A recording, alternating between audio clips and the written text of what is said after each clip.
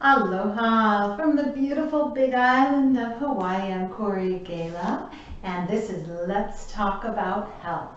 I'm so happy that you have decided to join me again this week. I hope my sound is okay. I got to the studio and didn't have a tripod for my other camera that I use with my mic. So I'm hoping that the little mic that I have is high enough quality and you can hear my sound okay. It feels like a while since I've been with you guys. We had all of the election coverage and I think I started work again. We got called back to the spa, so I've been doing some massage again and just it's really my first, I guess, week and a half back. So my whole schedule is different. It's so interesting. Having to get up and drive to work after my 7-month, feels like a 7-month vacation on the state of Hawaii, you know. It's not a bad place to be quarantined. I'm not complaining.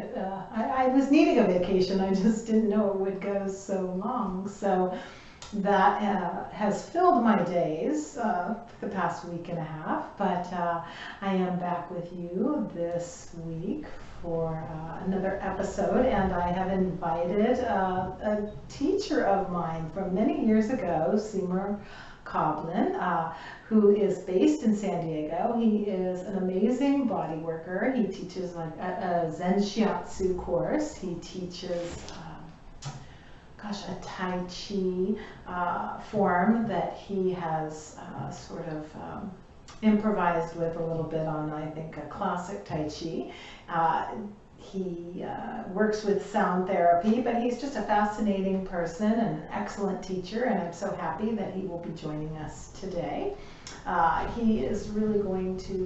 We are going to talk a little bit about, energy work, what that means in a traditional sense, and really how incorporating some of these practices can help benefit your overall sense of well-being and health, but also, really with the pandemic and the elections and the stress and a lot of uncertainty, keeping our mood up is a little bit challenging these days. So he has some great information that he's going to share with us about little practices that we can do to really kind of keep ourselves balanced in these kind of chaotic and uncertain times. Always exciting to see what's coming next. And let's see. So again, I try to provide a variety of interesting guests for you and topics for you, but I do encourage you to write to me at corey@corygala.com. And if you have any suggestions, any feedback, any comments, questions, please do just reach out to me. I love to hear from my viewers, and I would be happy with any suggestions that you might have for guests you might like to see or topics you might like me to do a show on. And again, please do visit my website, www.corygala.com. That's corygala.com. That is I'm a holistic beauty and wellness consultant. I have a variety of services that I offer, and I do personalized health consultations or health and wellness consultations, and guided meditation, and some stress reduction techniques. I'm currently in school for hypnotherapy, so that's very exciting. I would love to have a guest from my school on and discuss a little bit about hypnotherapy. But you can check out, I have articles and information, always trying to write new content, create new content. So please check my website out, corygala.com, and that is managed and maintained by amestudios.com. So they do a great job with design and helping me maintain that website, and I don't have to think about it. They do it for me. So thanks, guys. Okay, so we're going to step away for a minute and go to our commercial break, and when we come back, I will have my guest, Senior Coblin on, or Seymour Coblin, sorry. My guest, Seymour Coblin. Visit CoreyGala.com and schedule your wellness consultation to receive a custom-designed, scientifically sound behavior action plan that is holistically based. Browse the website and enjoy free articles and valuable health and beauty information. Receive your free holistic skincare ebook. CoreyGala.com.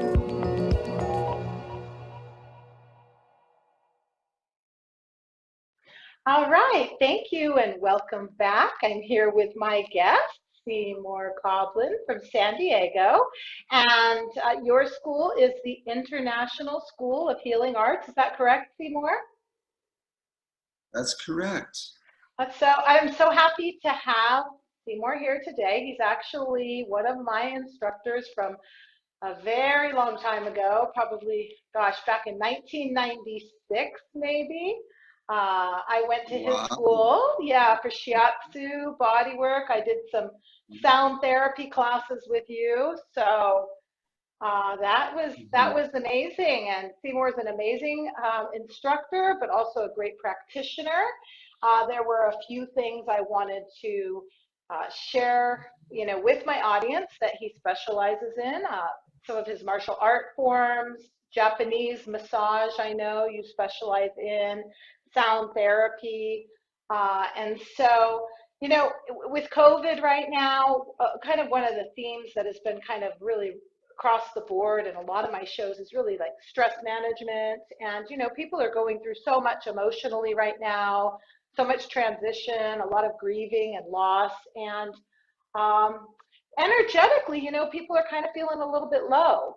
And I do really feel that certain things like practicing Tai Chi for really, or you said you practice Tai Chi Gong. It's a different form that you work with, and sound therapy, and even the shiatsu massage, and so many of these things really do help to kind of balance and really uplift spirits and kind of help shift people out of this sort of like a lot of people are in a lot of fear and nervous about things and kind of in a bit of a funk too, kind of around the globe right now. So I'll let you go ahead and kind of take the floor, and maybe you can. Why don't you go ahead and tell us a little bit, starting with how about sound therapy? We can start with. Sounds good. Well, my original life was as a musician, Mhm. playing in R&B, rock and roll, and jazz bands, and that I thought was going to be the rest of my life. I had a near-death experience after misdiagnosed appendicitis, and I almost lost my life. And I came back because I heard a voice saying, Seymour, what are you doing? Get back in your body. And I pulled myself back in my body and started doing a different direction. So using vibration of music in more of a healing way. And to take care of myself and manage my own root and center, I started learning Tai Chi, Qigong, Shiatsu, nutrition, herbology, and many, many other holistic health forms. And so I still use music and sound as part of my actual private sessions, and also Mm, teaching people how to use vibration for healing, which ultimately everything is vibration. I mean, we know right, that from right. physics, it's all vibration. And I think from another more, a simpler way to look at this is that from Chinese medicine, any problem that we have in our lives is because of distribution of energy. So if the energy is evenly distributed and somewhat moderately balanced, it's able to circulate to whatever part of the body requires the qi, the ki, the energy, the prana, right? So what's happening a lot is that when we have an area that has too much energy held in or stagnated, and then there's going to be an equally opposite energy that is empty and yearning for attention. So once we find ways to get that energy to move, then the body takes care and heals itself. Mm-hmm. Yeah, that's used in Chinese medicine specifically, but also Ayurveda and Japanese Yeah, medicine similar, right? So, yeah, so I know yeah. that shiatsu was the form of massage that I studied, and there's a meridian system in Japanese massage and points, but it's slightly different than Chinese medicine. Is that correct? Or the meridians, do they flow the same way, or maybe you can Yeah. even start with explaining what a meridian is to my audience, because maybe not all my viewers even know what a meridian in the body relates to. Well, you can think of a meridian like the nervous system. We have nerves that go from the center of the spine and they move out neurological connections to all the internal organs. So it's really, really similar to the nervous system. I mean, nervous system is electrical. And so the ancient cultures knew that in some way, and they just called that meridian lines instead of neurological connections or Right. neurological pathways. They just called them meridian lines. I mean, there are differences, and that's just a very, very simple. Okay. Okay. So ready to go? All right. Yep. So we were comparing the nervous system with the meridian system, and it's very similar. So that if a nerve gets constricted or impinged because a vertebrae is out of alignment, then it affects the messaging to a particular organ. And so that's almost the same thing as the meridian system. If there's something stuck and caught, then it affects the rest of the body. And so by even like with massage, or I guess in acupuncture you would use needles, by working on those meridians, and sometimes by doing like acupressure, right, which is just pressure on those points, Yeah, you can kind that's of help move that energy to another part of the body, right? That's yeah. the Well, once that's the again, theory. that place that has the energy stuck or held in gets educated simply through touch, as an example, or through sound, Mhm. to go, oh, I understand. This is supposed to move to this. Much better. And ideally, the body remembers that pathway and does that Mhm. more often, so a person develops a root and a stability because they remember what balance is supposed to feel like, and they Right. make it feel that way. And so when there's disturbances and energies, whether it's the moon or whatever might be going on, or a relationship, then the body ideally remembers, okay, wait a minute, I remember what it's like to be in between all of that chaos, and that's Mhm. the healing state. Right.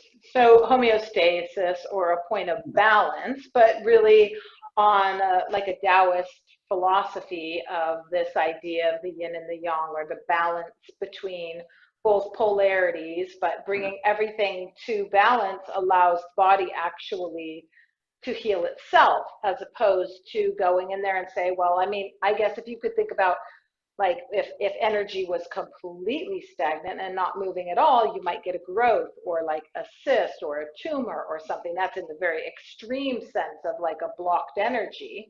But by keeping that energy moving, it allows the body to get the nourishment that it needs through the nervous system to keep the cells happy and to keep the body healthy and Yeah, like that's a that, great right? explanation. Yeah, it's a great explanation. Yeah. And so does it work with the circulatory system a little bit as well, the meridians, or it's Well, mostly nervous system? the circulatory system and the electrical system work together. So the electricity gets the blood moving to Mm-hmm. whatever organ requires nourishment and cleansing, because Right. we get nourished through the blood and we also cleanse through the blood. So the electrical system, or the meridians or the nervous system, sends the blood to whatever part of the body is looking Mm-hmm. for attention. And then Mm-hmm. blood, you mentioned accumulation like a tumor, then the blood can actually flow more evenly and start to dissolve any physical stagnation that may have accumulated in the body. Right. Right. So an energy blockage in, like, say, Chinese medicine is called very stagnant. So you would call it stagnant qi, qi Yeah, being the energy, or in Japanese it's ki. So Right. that stagnant energy. And so I know I love the shiatsu class that I took with you, and it's a very different form of massage than, like, say, Swedish, or I do a lot of lomi lomi. I'm in Hawaii, right? Right. But it Sure. is really a mat on the floor and a lot of stretching. And maybe you could just go really briefly into, like, what is the difference really between, like, say, a shiatsu massage? If someone was looking to go in to get a massage, what would they uh, expect if they were going to sign up for shiatsu? Okay, well, shiatsu is actually, traditional shiatsu is actually very different than when you learned in my school. Okay. Traditional shiatsu is point oriented and very symptomatic oriented. So if there's something wrong, well, let's say constipation, well, you touch large intestine 4 and that stimulates the intestine. Okay, the kind of shiatsu that I do, which I call Zen touch, the reason I call it Zen is because we don't do anything. I actually don't want to change. If I'm working on you, I don't want to change you. Okay. You can get in trouble when you say, look, I know better than you and I want to change you because I think I know better than you. I mean, that doesn't work, right? So the kind of shiatsu that I do is called Zen shiatsu. And to borrow from a Taoist phrase, is Wu Wei, which is by doing nothing, Right. everything is done. Exactly. So by simply pointing out where the imbalances are, your own healing system goes, oh, I see, that's the direction that I'm going to heal myself in. Mm-hmm. And that's very, very different than traditional shiatsu. Mm-hmm. I And see. even acupuncture, right? So acupuncture goes in and Right. tweaks and actually changes the energy flow. That's really the last thing I would want to do, because then that would leave you dependent on an external force, in this case, a practitioner, when what I want to foster, what I'm choosing to foster, is that the people that I work with, they heal themselves. So if Right. I'm doing my job right, then you don't have to come back. Right. Right. It's And your hence the term School of Self-Heal, right? right, exactly. Well, There you that's go. another school, yeah, self-heal, Yes, yeah, yes, it's yes, right. yes, And yes. that's ultimately we want. We might say, oh, can you please heal me today because I got things to do. Ultimately, we want to learn how to heal ourselves. Yeah. It just takes a dedication and determination and focus and practice and habit, right? It's a choice. A disciple is discipline. So it takes discipline Right, and a choice to say, I get to do this on my own. I get right. to heal myself rather than be dependent on someone else to change me. I mean, you know what it's like in a relationship where somebody says, you should do this. I Right, know better than you, and you should do this. I mean, we resist that. Okay. right, right. And so, explain a little bit, because having a regular practice of, like, say, your Tai Chi practice, can you Yeah. explain how, because that is a daily practice that you can, learn and begin having a regular ritual with, that actually helps to keep that energy moving. Right. Can you just explain a little bit about the, I don't know, the philosophy behind it, or the how it actually works, the Yes. mechanics of it? I'll demonstrate, and you can Oh, do okay. this. Okay. So put your hands like this. Yes. Okay. Now, breathe. Remember to breathe deeply into your belly and play with the space between your hands. Right. And as long as the mind is fairly quiet, you'll start to feel something between your hands. So go close, go far, like an accordion, right? An energy accordion without touching. And you're going to start to feel sensations, right? Mm-hmm. You feel like a magnetism or a Yes. tingling. Okay, so that's chi. Right. That's mana. All right. Now, wait a minute. Keep going. Keep going. Okay. Now, while you're doing that, put your attention on your little finger. And please, anybody who's watching would join along. If you put your attention on your little finger, it feels like it gets heavier or more concentrated, right? Yes. Then do your ring finger. your middle finger. You just put your attention there. Your index finger, now your whole hand, because attention was put on a certain place, feels more charged. It feels more vibration.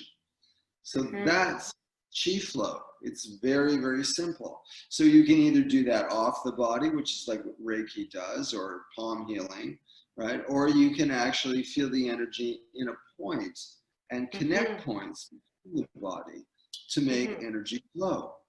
Yes. And so how does that work with Tai Chi?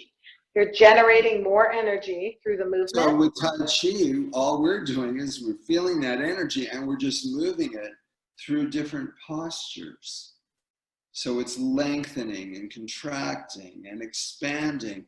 And with our legs in the correct position, with the pelvis tucked under, keeping the spine straight, that makes energy move from the earth below to the heaven above, and the heaven above to the earth below, through various movements that affect different meridian lines in the body through the different movements.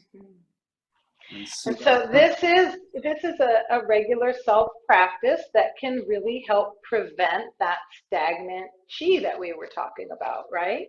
Yes, prevent would be the first level, okay? The next level is to cultivate a very, very high level of chi development so that we can, instead of just focusing on the physical body, we can actually get into much, much higher states of intuition and understanding what's going on around us, despite the stories that people might be making up and all of that. We tap into the flow of heaven and earth, and reality becomes actually, and wisdom becomes quite simple because the chi is constantly moving without getting stuck. Very, very cool.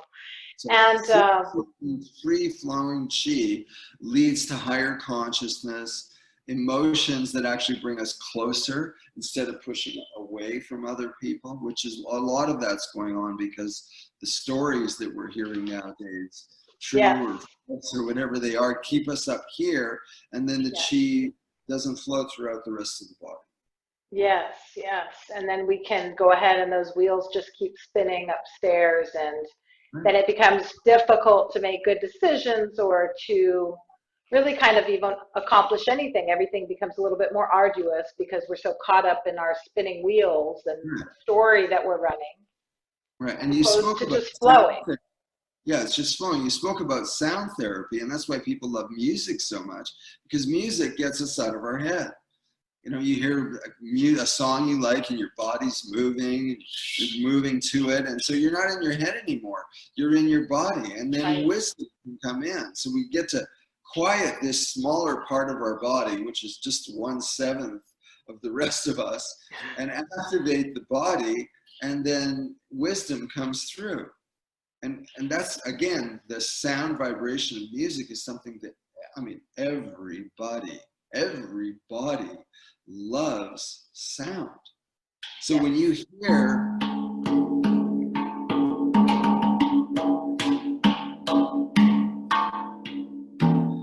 you're feeling vibration even through long distance in a computer, right? Yeah, and I relax like right away.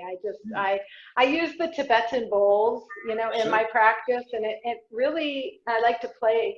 I have a recording I play in the morning, and it just kind of sets the tone for the whole day, and I almost feel like it almost like cleans the house for me in a way, you know, like I can come in and my house will feel a little bit like, sad. Sometimes my house feels a little sad, if it's, you know, been a little damp or rainy, and I mean, I put that on, and I do feel it really uplifts. It feels like it brightens the home and just changes the whole atmosphere. Right. And so these external things, food, acupressure, all of these are external factors. Probably the highest level, as you were saying, I feel a little sad. Well, that's adverse conditions. Those are scenarios that are here to help us heal. And so without sound or without touch or without energy work, if we just tap into where the vibrations are showing up when you're sad or angry or in anxiety, whatever it might be, when we go, where does that show up? And we use the breath as the musical instrument. And the breath sends those feelings and that energy to whatever part of the body needs it. Right. Right. So instead of going why, where, when, how much, is there a book on it, why did this happen, who's saying that, and what's true, we simply go, where do I feel this inspiration or this stress? Breathe through it, and that's waking meditation. Without external factors, we learn to use our emotions instead of our emotions using us, because emotions are the only source of energy that are not outside of us. They're contained within us. Food comes from outside. Oxygen comes from outside, right? If you're pissed off about something, that came from inside. Right. So when I feel, oh, I got to get somewhere, and that's inside. Nobody put it there. It's not the person at the checkout line who's taking their time and unorganized. It's my internal feelings that are the cause and the source of healing. Correct. And also that source of disease or imbalance as well. When you let your anger go wild, or anxiety and stress, I mean, the correlation between stressful lifestyle and diseases, I mean, there's even now so many even peer-reviewed journals, and really like connecting that it's just really almost a direct result of continued stress and what it does to the body. Now we talk on an energetic level, but that also ends up being a chemical level, and that changes our cells and really can lead to disease. So really, when you're talking about emotion, it is being able to regulate those yourself, and these practices, it sounds like what you're saying is really incorporating these practices can allow you to better regulate, so you can stay in a better vibration and a better emotional state, and not be so easily like pushed around by the external world, and being reactive to that checker in line while you're waiting for your groceries, but being able to take a deep breath and just understand that this is just where I am and it's okay. Yeah, and the actual method is, instead of to go, I'm in stress right now, and go, why is it happening? How can I change it? Or any of that, is to simply go, where is it showing up in my body? Where am I feeling it physically? Physically, physical sensations are feelings, right? And so where it is gives us the location of where we actually have a lot of energy that has been built up. So we notice that because more energy is coming in from the outside. Right. We know where it is, and we breathe into it, and now it starts to circulate to go to places that have been craving that energy. Right. Like I know that, especially when I work with clients, of course, doing massage specifically, right? It's so much in the traps, the upper shoulders, people say, right?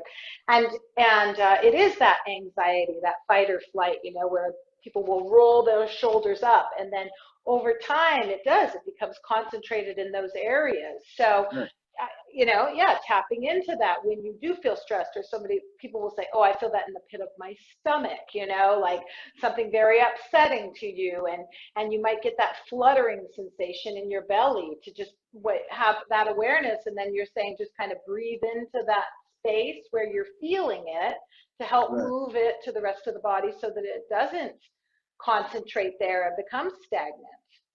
Yeah, so it's just bringing your awareness to that, and just with that intention, as like you were demonstrating with the hands, just having that intention is enough to almost just go ahead and move that, right? And using the breath as your tool.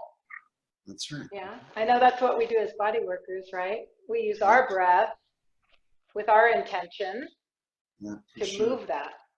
Yeah, awesome. And so, what are you doing now? You were mentioning a little bit to me about an aromatherapy blend that you've created, that you've been using. Well, most people use aromatherapy in a very, very symptomatic way. I mean, almost everybody. So that you've heard that eucalyptus works for the lungs, lungs, or peppermint works for blah, blah, blah, blah, right? But instead of looking at symptoms, we're looking at the systems that are integrated with the forces of nature. So this is from Chinese and also Ayurveda. They have a slightly different way of looking at it. The seasons of the year integrate our lives with nature, right? So winter is, well, maybe not in Hawaii so much, but in most places. We have our winter. I can sleep at night now with the window closed. So Yeah. Right. So integrating those seasonal energetics is literally how we manifest integrating our lives with nature. So so if somebody has too much summer energy in their life, which relates to the heart and passion and too much direction in too many different places. So if somebody has too much summer in their life, then there's something going on in another season that might be empty. So that's sometimes called fire-like energy. Summer is like fire-like. Whereas water-like energy is more like our dream space, our big picture. It's our life purpose and our reason for being on this planet. Reminding ourselves of that takes some of the charge off of the fire and makes a better balance between the water-like energy of our dream life purpose and our anxiety or our chaos, you could say.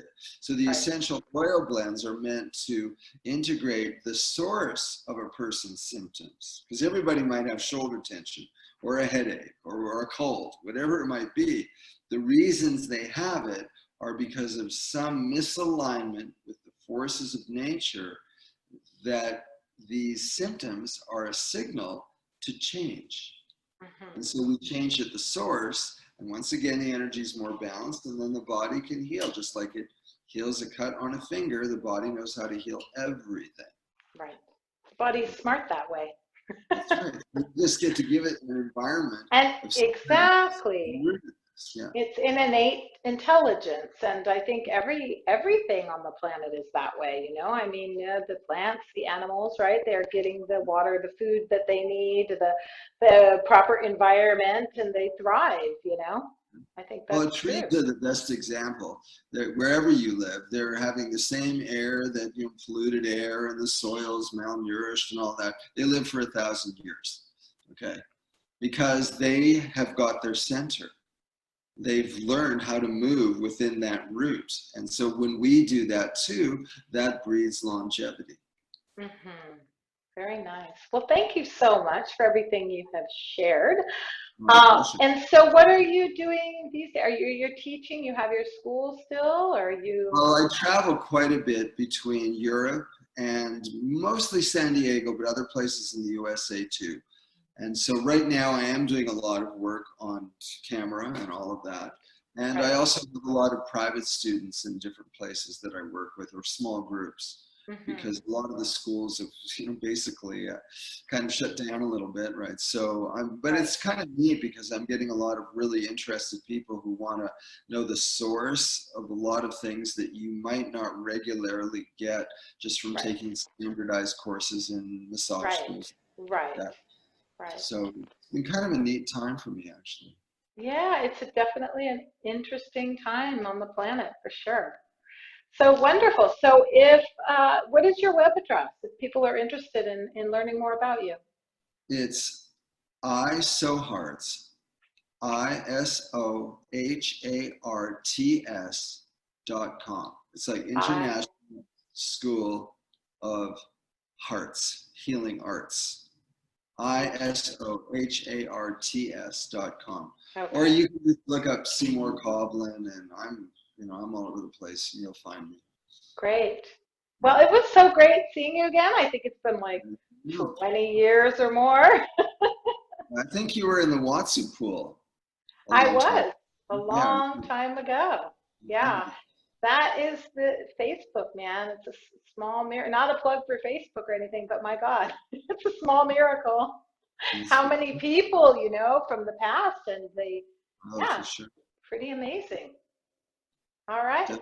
Well, thank you so much for joining me today. I really appreciate all you were able to share with us. It's fascinating, and it's a perfect time to share with our viewer audience all these kind of helpful self-care healing things that they can do, right? Yeah. Okay. Well, aloha, Seymour. Thank you so much. Okay. Aloha, mahalo, happy healing, everybody.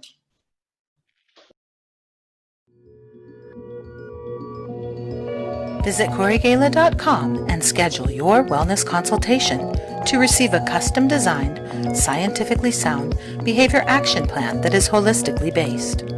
Browse the website and enjoy free articles and valuable health and beauty information. Receive your free holistic skincare ebook, CoreyGala.com.